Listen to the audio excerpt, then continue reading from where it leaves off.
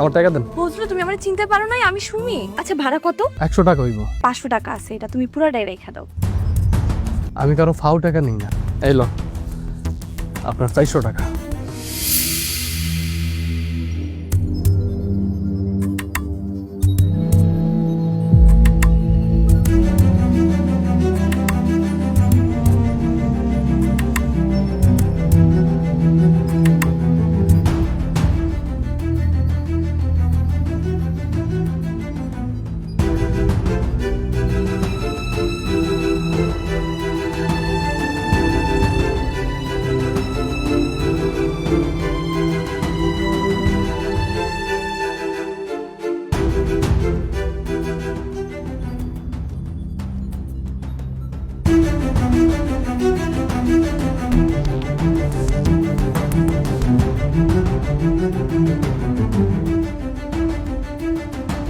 বুঝলো, তুমি তুমি অটো চালাচ্ছো? কার অটো এটা? হ, অটো চালাইতেছি। অটো আমারই। বিদেশ থেকে তো শূন্য হাতে আইছি। কিছু টাকা পয়সা আছিল, একজন মায়েরা খাইয়া নিছে। যাও গা, আমার টাকা দেন। বুঝলো, তুমি আমার চিনতে পারো নাই, আমি সুমি। শোনেন, আপনারা চেনার আমার কোনো ইচ্ছাই নেই। আমার ভাড়াটা দিয়ে দেন, আমি চলে যাবো। আমার বাচ্চার স্কুলে নিয়ে যেতে হবে। রিকুকে তুমি স্কুলে ভর্তি করাইছো? আচ্ছা, আমার ছেলেটা কেমন আছে? ওর তো পরশুদিন জন্মদিন। আমার না খুব ইচ্ছা ছিল ওর জন্মদিনে একটা সাইকেল কিনে দিব। হাসাইলেন। শোনেন, আপনার একটা কথা কই, আমার বাচ্চারে নিয়ে আপনার ভাবতে হইব না। আমার বাচ্চারে নিয়ে ভাবার জন্য তার বাবা আছে। ভাড়াটা দিয়া দেন, আমি চলে যাই। নাকি ভাড়ার টাকাটাও মারা দেওয়ার ইচ্ছা আছে? এগুলা তুমি কি কইতেছো? আচ্ছা ভাড়া কত? ভাড়া কত সেটা তো আর আমি জানি না, তাই 100 টাকা হইব। আচ্ছা না, 500 টাকা আছে, এটা তুমি পুরাটাই রেখে দাও। শোনেন, আমি কারো ফাও টাকা নিই না, বুঝছেন? এই লো, আপনার 400 টাকা।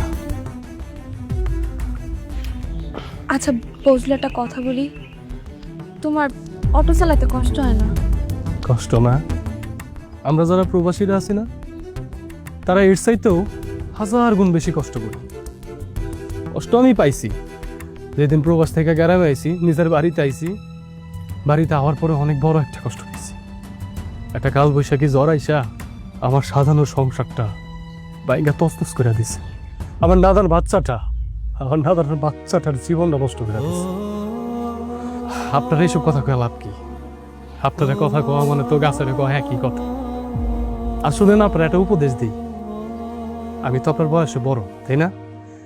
বড়দের আপনি করে কথা কইতে হয়, কথাটা মনে রাখেন।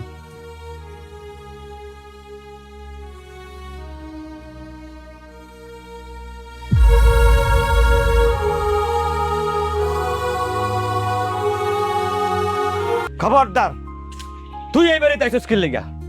তোর এই বাড়িতে কি? আব্বা, আমি জানি আপনি আমার উপরে রেগে আছেন, কিন্তু বিশ্বাস করেন, আমি যে কাজটা করছি, যা করছি, সব আমি আমার নিজের ভালোর জন্য করছি। শোনেন আব্বা, জীবনের সব কাজ না বিবেক দিয়ে বিবেচনা করলে হয় না, মাঝে মাঝে আবেগটারও কাজে লাগানো লাগে। আমি তোর বিবেকের কথা জানতে চাইনি। বিবেক আবেগ দিয়া তোর কোনো কিছু আমি জানতে চাইনি, আর শুনতেও চাইনি। তুই কি লেগে আইছিস তাকে সেটা আমারে বল। আব্বা, আমি শুনছি আপনি একটু অর্থ কষ্টে আছেন, এই জন্য আমি আপনার জন্য সামান্য কিছু টাকা নিয়ে আসছি। তোর টাকা নিব আমি? আরে আমি যদি না খাইও মইরেও যাই, অসুস্থ হয়ে বিছনায় পড়েও যাই, তবু আমি তোর টাকা নিব না। তোর টাকা আমি ধরবো না। তুই যা, আমার বাড়ি থেকে যা। আর ওই টাকা নিয়ে তোর জামাই হারুনেরে দে, ওই জুয়া খুনেরে দে। ওই অন্তত একদিন বেশি জুয়া খেলতে পারবে এই টাকা দিয়া। কি কইতেছেন আব্বা? হারুন জুয়া খেলে, এটা আপনারা কে কইছে? আমি নিজের চোখে দেখছি। ও শুধু জুয়াকুর, ওই নেশা করে, ওই মদ খায়। ওর জন্য আমার মান সম্মান সব শেষ। আর বিবেক, তুই যে বিবেকের কথা বললি, হ্যাঁ, এই যে তুই একটা নাতি আমার, এই নাতিটার কথা একবার চিন্তা করলি না? এই নাতিটা রেখে তুই ওর লগে সংসার করতে গেলি, বিয়ে করতে গেলি। আরে তোরা আমার মেয়ে বলে পরিচয় দিতে আমার এখন লজ্জা লাগতেছে। ঠিক আছে আব্বা, আমার পরিচয় আপনার আর দিতে হইব না, আমি চলে যাইতেছি। শুধু আপনি ভালো থাকেন। আর আব্বা, ভাই ভাবিরা দেখতেছি না, হেরা কি বাড়িতে নাই? হেরা বাড়িতে আছে, হেরা বাড়িতে আছে, হেরা তোর লগে কথা কইব না। তুই যা, তুই আমার চোখের সামনে তুই যা। আচ্ছা আব্বা, আপনি আমার একটা কথা কোন তো, ভাইজানেরও তো এটা দ্বিতীয় বিয়া। আপনি যদি ভাইজানের দ্বিতীয় বিয়া মাইনা নিতে পারেন, তাহলে আমি দ্বিতীয় বিয়া করছি, এটাতে কি এমন অন্যায় করে ফেলাইছি আমি? আরে তোর ভাইয়ের তো একটা দুর্ঘটনা ঘটছে, আর তুই তুই ইচ্ছা করে তোর নিজের সংসারটারে কবর দিছস। একবার বাপের কথা ভাবলি না, একবার আমার নাতিটার কথা ভাবলি না। একদিন তুই কিন্তু ঠিকই বুঝবি, তুই যেই কাজটা করছস সেদিন কিন্তু আর এই ভুল সংশোধন করতে পারবি না। তুই যেদিন হারুনের বিয়ে করছস সেদিনই আমি ধরে নিয়েছি আমার মেয়ে মরে গেছে, আমার আর মেয়ে নাই। আর তুইও ধরে নে তোর আর কোনো বাপ নাই। আব্বা, তুই এই বাড়ির তিরিশ সীমানায় কোনোদিন আর আসবি না, কোনোদিন আসবি না। যা, যাচ্ছে আমার চোখের সামনে তোর দাও। এরকম একটা দিন আমার আসবে আমি কখনো কল্পনা করতে পারি না। কত কষ্ট করে আমি তুই লালন পালন করে বড় করছি, আর আজকে তুই আমারে এত বড় একটা কষ্ট দিলি। তোর কারণে আমি মানুষের মুখ দেখাইতে পারি না, সমাজে চলতে পারি না। তুই আমার চোখের সামনে তোর যা, যা, যা, এখন বাইরে যা।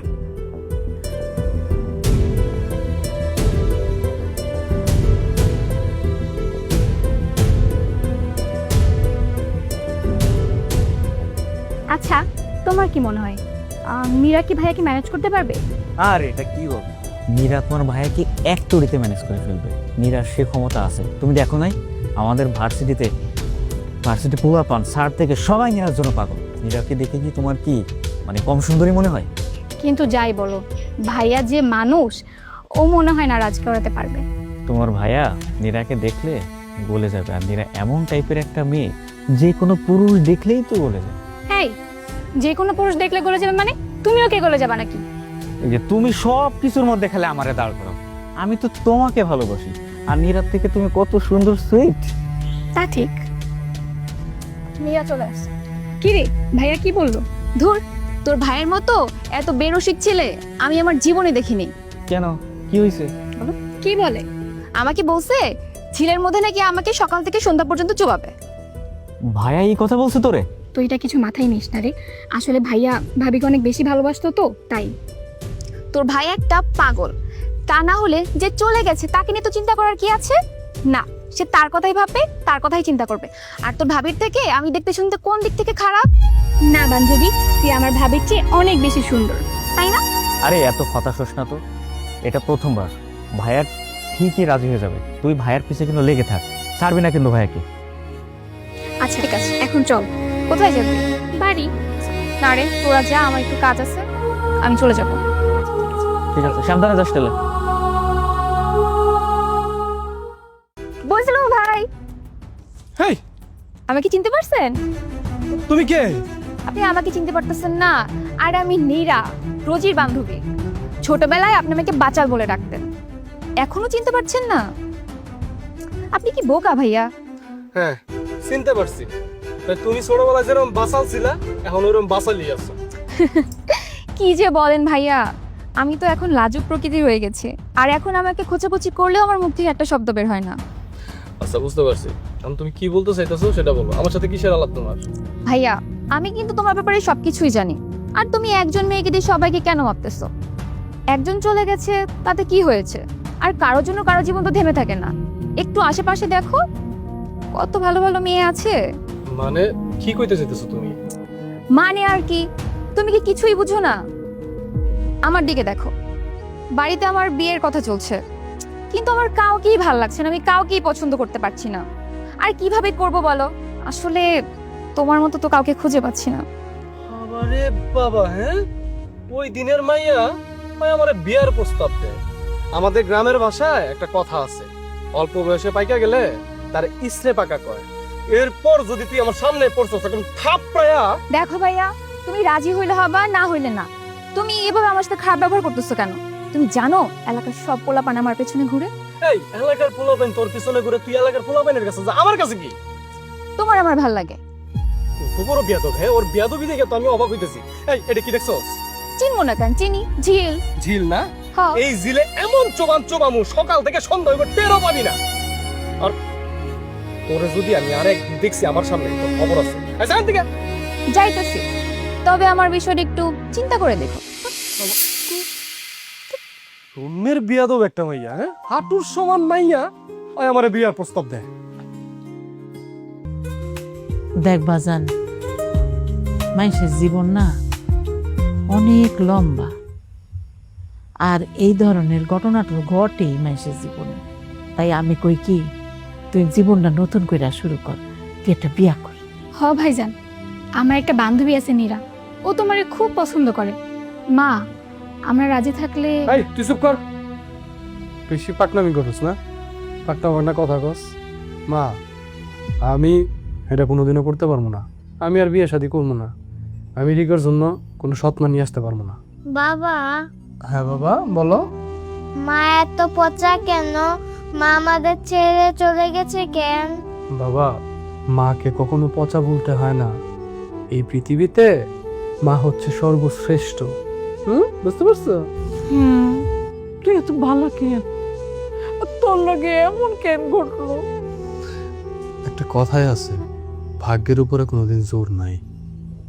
এই যে এই পৃথিবীটা না, এই পৃথিবীটা একটা মঞ্চ, আর আমরা সবাই এই মঞ্চের এক একজন এক একটা অভিনেতা। হয়তো এই গল্পের অভিনেতা আমি, স্ক্রিপ্টটা সাজানোই হয়েছে আমার জন্য এইভাবে। আচ্ছা মা, তোমরা এখন যাও, সকালবেলা আমার অটো নিয়ে বাইরে যেতে হবে, আর রিকুরও স্কুলে নিয়ে যেতে হবে। সোনা পাখি, ঘুমাই যাও।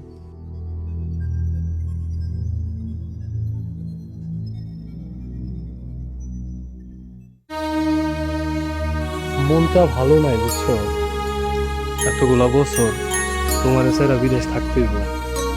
আচ্ছা একটা কথা কত, তুমি বিদেশ যাই আমার ভুলে যাবে না তো? তুমি এটা কি কথা কইলা? তোমারে ভুলে যাবো আমি? তুমি জানো তোমার আমি কত ভালোবাসি।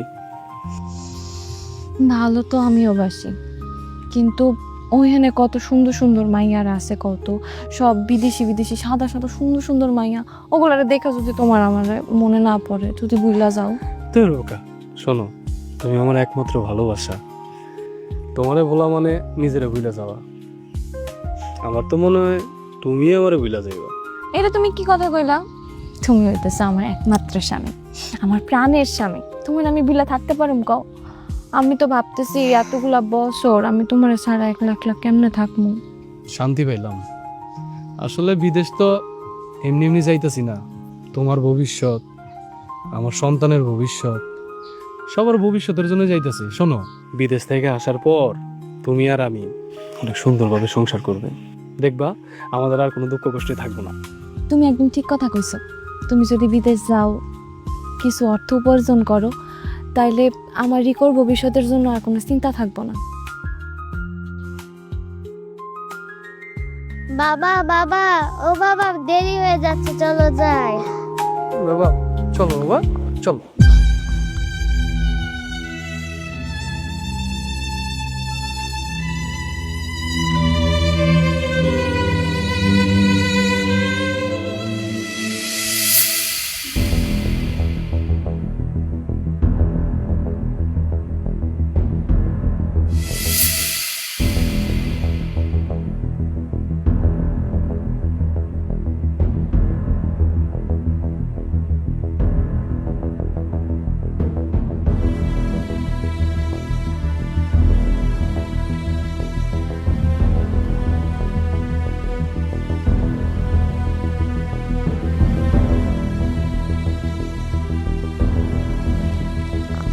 এত রাইত হইছে, তুমি এখনো ঘুমাও নাই, জেগে রইছো।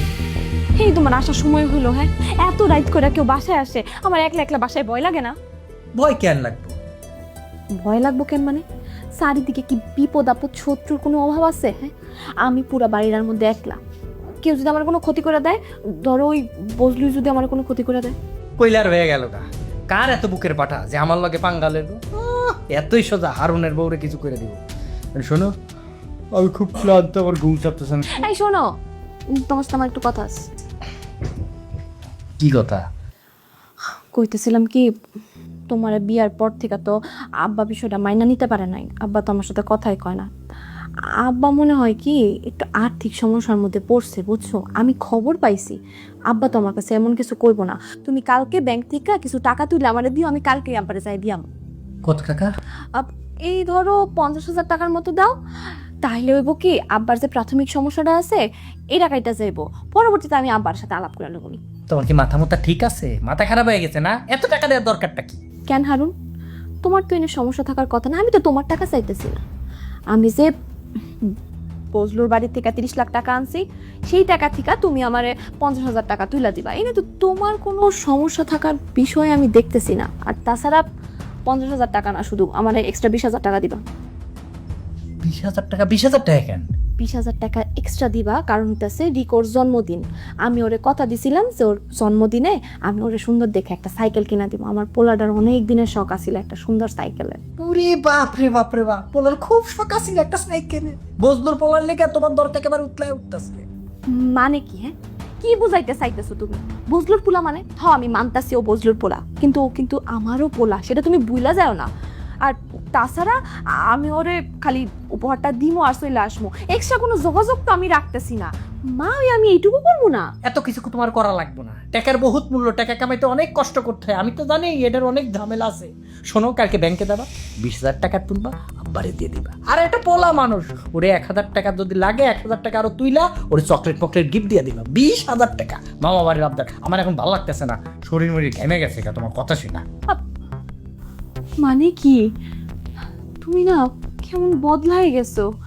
বিয়ার আগের তুমি আর এখনের তুমির মধ্যে আকাশ পাতাল পার্থক্য। আমি না তোমার ঠিক চিনতে পারি না এখন। ওহ, এইসব পচর পচর পচর পচর আমার ভালো লাগতেছে না। সারাটা দিন চাপের মধ্যে থাকি, মাথাটা একদম ঝিম ধরে রয়েছে, বাসায় এসে শান্তি নাই, খালি কথা কথা কথা। এখন আমার ঘুম পাইতেছে, লাইটটা অফ করো, তুমিও ঘুমাও, আর কথা শুনতে চাই না। লাইটটা অফ করে দিও।